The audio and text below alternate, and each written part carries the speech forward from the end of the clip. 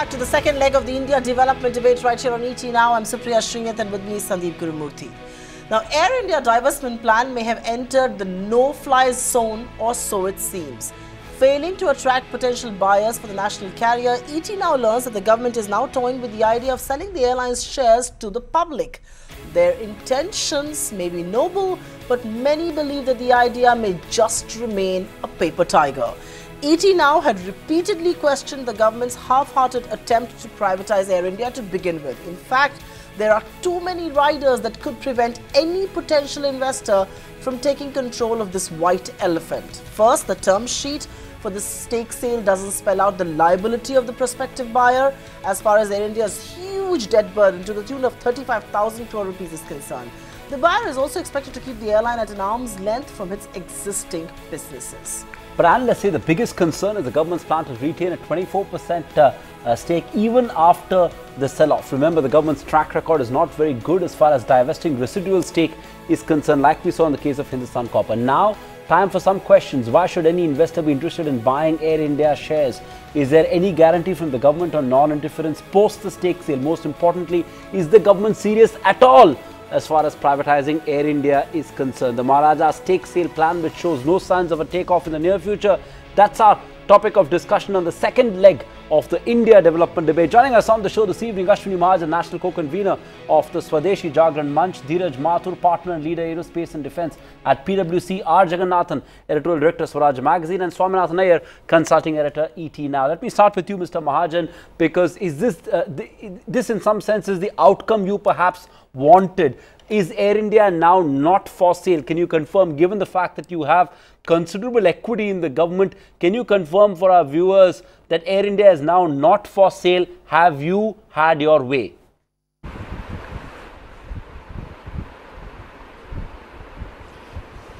Right from the very beginning, Swadeshi Jagran Manch had been saying that the best way out for the disinvestment of Air India should be the IPO route.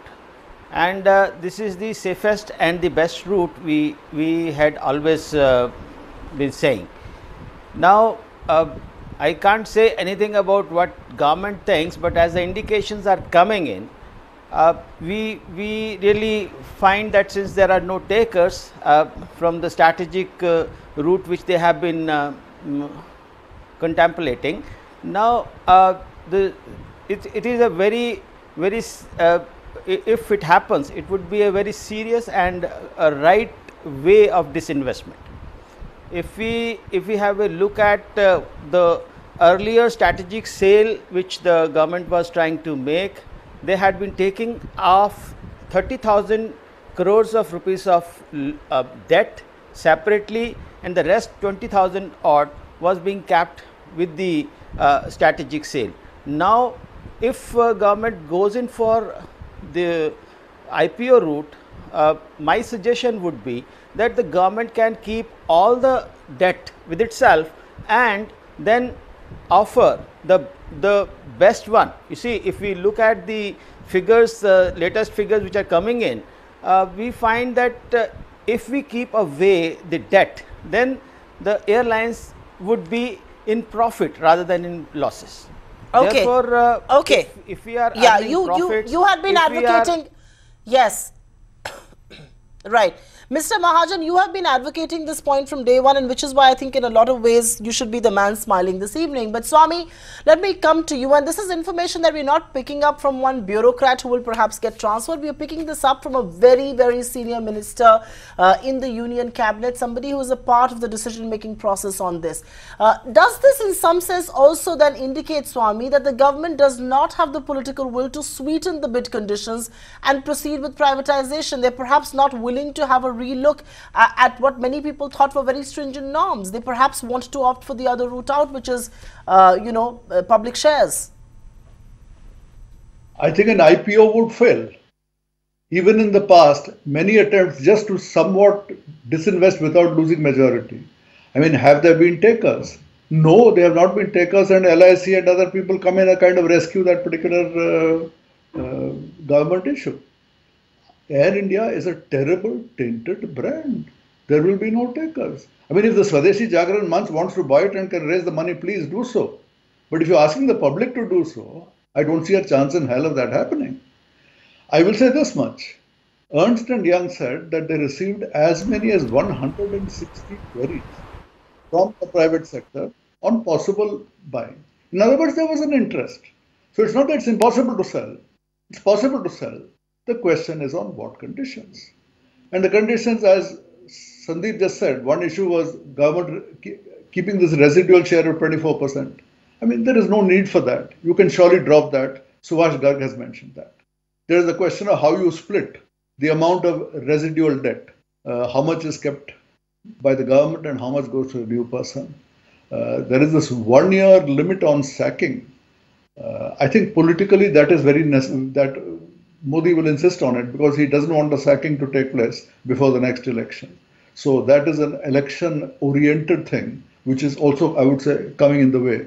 I would say that, it's worth giving a try. That, suppose you have some minor changes like, okay, this 24% equity the government does not keep. Maybe the amount of debt that the government keeps goes up slightly. If with that, you can have a second round of bidding and complete it in 3 months, I think it's worth going for that. Saying don't give up on the privatization idea. Swami, let's get a word in from Jaggi, because the one point that Swami didn't talk about, Jaggi, is on foreign ownership. Another issue on which the Swadeshi Jagran Manch has been vocal about. Even the RSS chief, made an emphatic statement saying that Air India should remain in Indian hands. And this top minister today indicated that they are not open to majority foreign ownership under any circumstance. What explains this aversion to foreign capital? Because domestically, there could only be 1 or 2 suitors. The moment you allow it for foreign majority ownership, you could potentially have a lot more, suitors. What explains this aversion? Should the government's priority be in unlocking value from Air India or filtering the nature of prospective bidders for an asset that Swami calls is seriously tainted? I think the problem with Air India is it's been too long called a national flag carrier, and the idea of selling a so-called national flag carrier to a foreign party sounds very anti-national to a lot of people, especially politicians. I mean, that is the problem. I would suggest that you actually, if you bifurcate Air India, keep the name, keep 2 aircraft for VIP flying, and call the rest as some other name, say Bharat Airways or some such thing, and then sell it. Then I think there will be less opposition. The problem here is when you have a national name, a national carrier, and that kind of status, you have a problem about selling. It's like selling the crown jewels when it is actually not the crown jewels. So I think there is a perceptual problem there, and people feel that you are gifting something away for nothing when actually it is not worth much. Air India's worth is actually negative. So I think what you need to do is probably say the brand name is not part of it. Everything else can probably be sold, and what Swami suggested was ideal, saying you can take 100% ownership, you can, the government will not keep the thing. We may keep 2 aircraft, we will call it Air India, it will be like the US Air Force One used by the President and the Prime Minister. The rest of it is the rump Air India is what is being sold with all its landing rights and airport things. Then I think there might be less of a political opposition. It doesn't make sense to keep a huge loss maker in government sector. It needs to be sold, and to anybody who is willing to buy it. Okay, fair point indeed. For anybody who is willing to buy it, sell the Indian carrier, and it is no longer the crown jewel as it once was claimed to be, and this whole wrong notion of attaching it to be a national carrier is perhaps the wrong assumption to begin with. But Dheeraj Mathur, coming to you, the airline is currently losing around 5,000 crore rupees every year, has the highest employee to airplane ratio in the world. Even Indian airlines do so much better than Air India, Indigo, SpiceJet, all of those airlines. Air India staff costs are 1.3 times of Indigo's, and other expenses 2.4 times. What kind of appetite do you see for this proposed listing to have? I mean, I know Swami and Jaggi have both touched upon this, but just to talk numbers from your point of view. See, what has changed between the strategic sale and potential listing? I'm not sure where this is coming from. Saying going in, I mean, there are very complicated logistics in going public, but let's park that to one side. Assuming everything had been done, if a strategic sale didn't take off, where the potential buyer was acquiring management control, absolute management control, as the government put it, why would anyone be interested to be a mere financial investor? Because that's what it is. That is what anybody would enter as. So if there isn't appetite for a strategic sale, it's highly unlikely that there would be any appetite for a financial investor, given the magnitude of losses, given the magnitude of the debt that's been piled up, and all the other operational and HR related issues around the aircraft, around the carrier. Moreover, as far as the sale is concerned, there is an issue of timing. Apart from the other other structural factors, there is the issue of timing in terms of if you embark upon the IPO route, it's going to take you anything between 12 to 18 months before you can even get to the stage of an IPO, which means we would be into the next government. So once there is a new government, there may be more clarity as to what the political scenario is likely to be.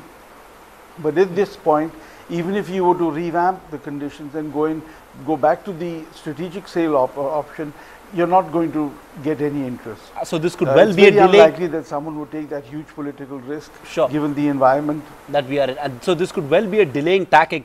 Well, the point is, yeah, I take that point, but I want Ashwini Mahajan to react to a point that you made earlier, which is a very simple point, Ashwini Mahajan. If strategic investors, airlines, who long-term investors, if they didn't see value in Air India, why will retail investors and financial investors see value? Unless, of course, the government takes decisive steps in sort of wipes out the debt or absorbs the debt or corrects the bloated workforce, all of which is going to be very difficult to do because it comes at a cost. So if strategic investors don't see value, how do you expect retail investors to see value in Air India?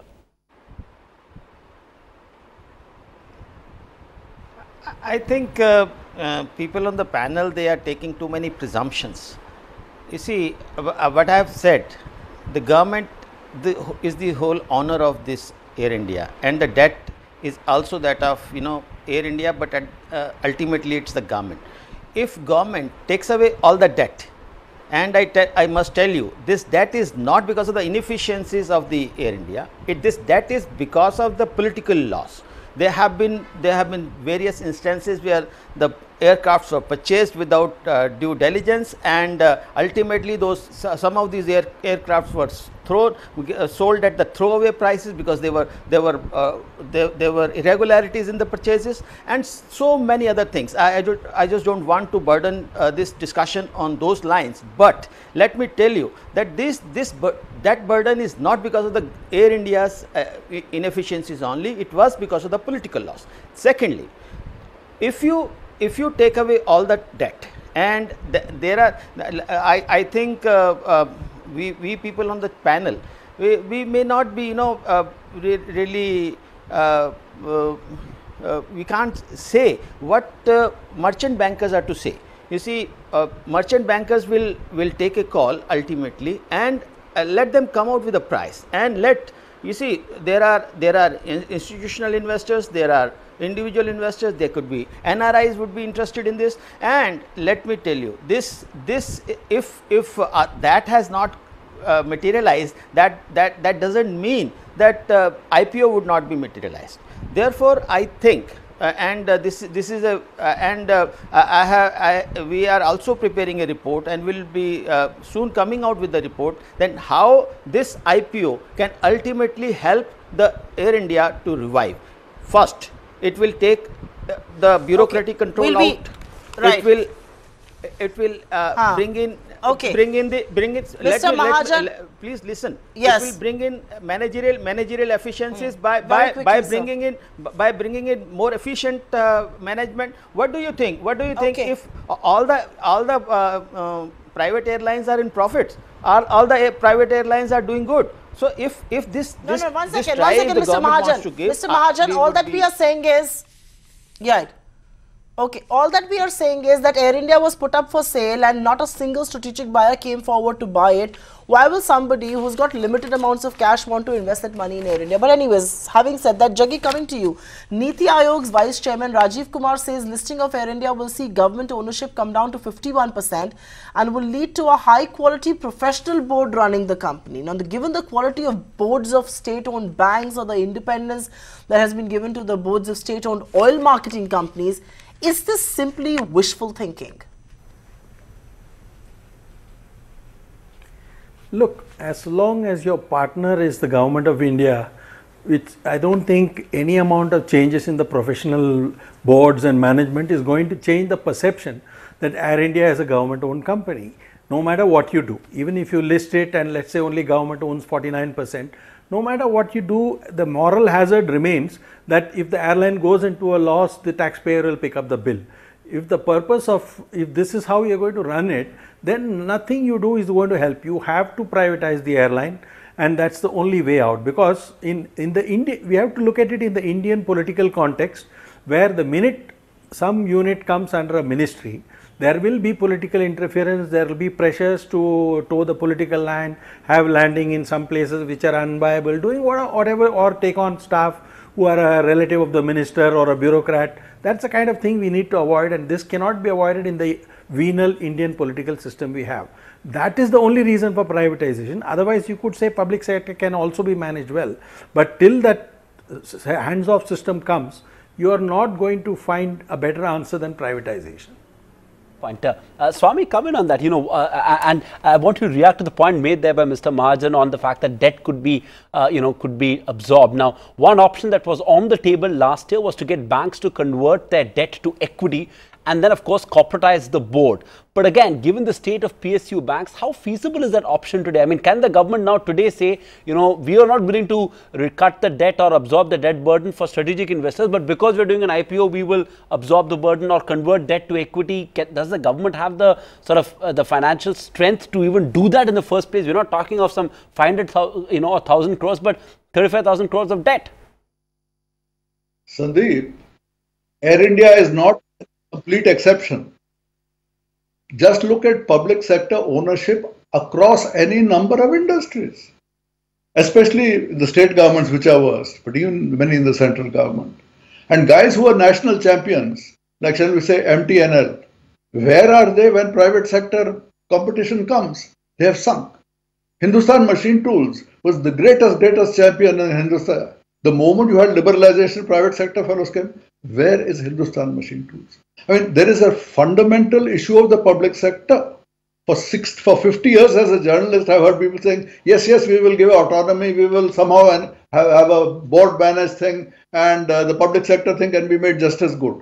It's very, very clear, as Jaggi pointed out, that the moment the government is there, it is inevitable that you are going to get political interference, and it is inevitable that that will interfere with the efficiency.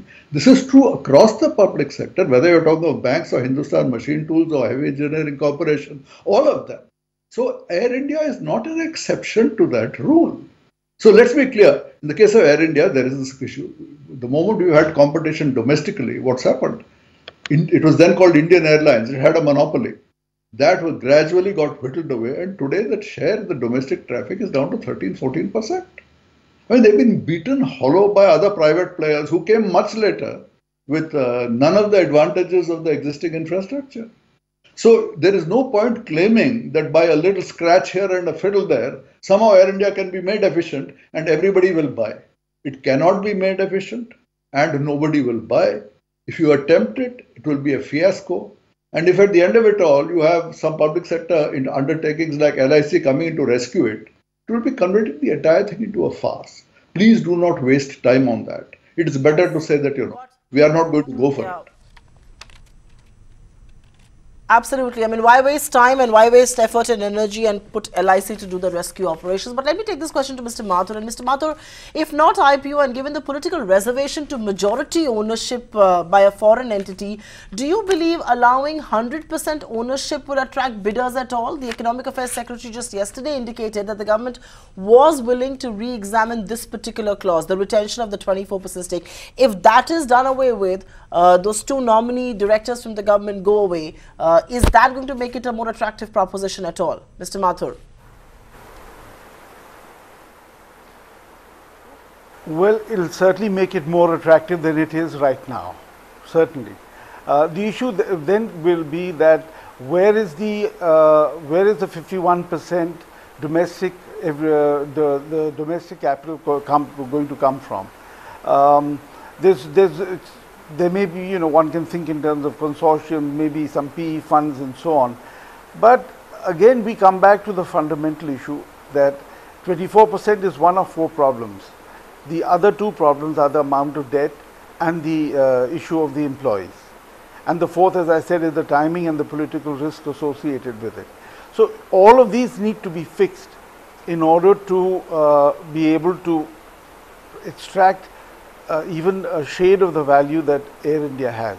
And until that is done, we've always had the option of professionalizing Air India, of corporatizing the board, the suggestions that have come up earlier. In the last 5-6 years, the government has put in about 25,000 crores of taxpayers' money.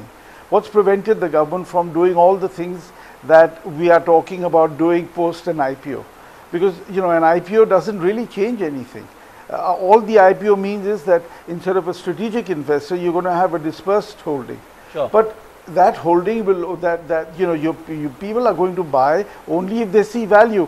So you need to make some fundamental changes. And you need to make changes in the governance structures. Okay. You need to make changes in the staff. Right. For you to show value to whoever is going to invest. I take that point, Mr. Mathur, and you're saying that just this one clause is not enough. There are 4 key hindrances and all need to be resolved. But Mr. Mahajan, we're running out of time. Quick closing comments. The big fear, sir, is that we're not going to find any solution and Air India will continue to be this taxpayer guzzling entity where taxpayers like you and I will keep putting in money and Air India will be this taxpayer guzzling entity with what is worse is with every passing day its inherent value will get eroded. Today, if it has a value X, 1 year later that value will be significantly lower than that X. So who stands to gain?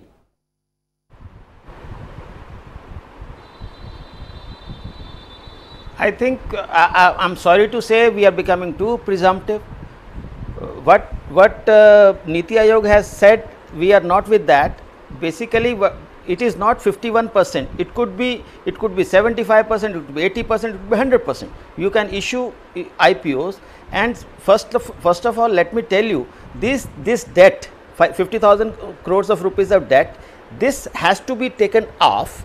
Obviously, when you are saying that it has to be sold through strategic sale, then you are also suggesting that you have to take away all the debt. If we are suggesting to take away all the debt and make it a good proposition, when 5,000 crores of rupees are required every year to pay the debt, to pay the interest, so if you take away that 5,000 crores of rupees would no longer be required, and it will not be any taxpayer's burden. And secondly, and what you are saying is that IPO would not be successful. Let it go. How can we presume that IPO will not be successful because nobody, there might be reasons why strategic partners are not coming, but there is this is in the heart of the people will purchase. Then there are financial institutions, they will purchase, NRIs are willing to purchase. Let us give it a try. What is the problem in giving a try? So if the government is Mr. the owner of Mr. Mahajan, hold your thoughts there. If they are finding it I'm completely running out. I am completely running out of time here, sir. Swami, let me. Okay, I get your point, sir. Swami, let me give you the quick last word. 30 seconds there. At the end of the day, is it fair to conclude that the political class, whether it's the NDA or the UPA, the BJP or the Congress, will find it tough to get out of businesses? They may sell an hotel here and there, but minimum government and maximum governance, no matter who the political class is, will remain a pipe dream in India. Yes, I mean, the Modi government has not been one of minimum government, absolutely no. And if you see the attitude being taken by the Swadeshi Jagran Manch, it is entirely clear why. There are a large number of people in the BJP who most certainly do not want minimum government. They want more and more of it. As long as you have the people like the Swadeshi Jagran Manch driving the BJP, you are not going to have minimum government, and certainly you will not get privatization of Air India successfully. All right, completely timed out. Swami, Ashwini Mahajan, Digaj Mathur and Jaggi, appreciate you joining us on this leg of the India development debate. Air India privatization was a big, bold move taken by Prime Minister Modi 18 months before a crucial general elections. Unfortunately, given the tepid response to the mega sale of Air India, looks like the government seems to have lost the political will to press ahead. That, if so, is indeed a pity. Indeed, it is. And what the government does in the next 1 year in office with Air India is now the bigger question. Will they continue to pump in more money, look for other solutions? One will have to wait and wonder, because a GOM kind of a body is also looking at this sale, much like it was in the UPA. Thanks very much for being with us on this edition of the India Development Debate. The sale of Maharaja continues to create controversies. Up next is Top 10 at 10.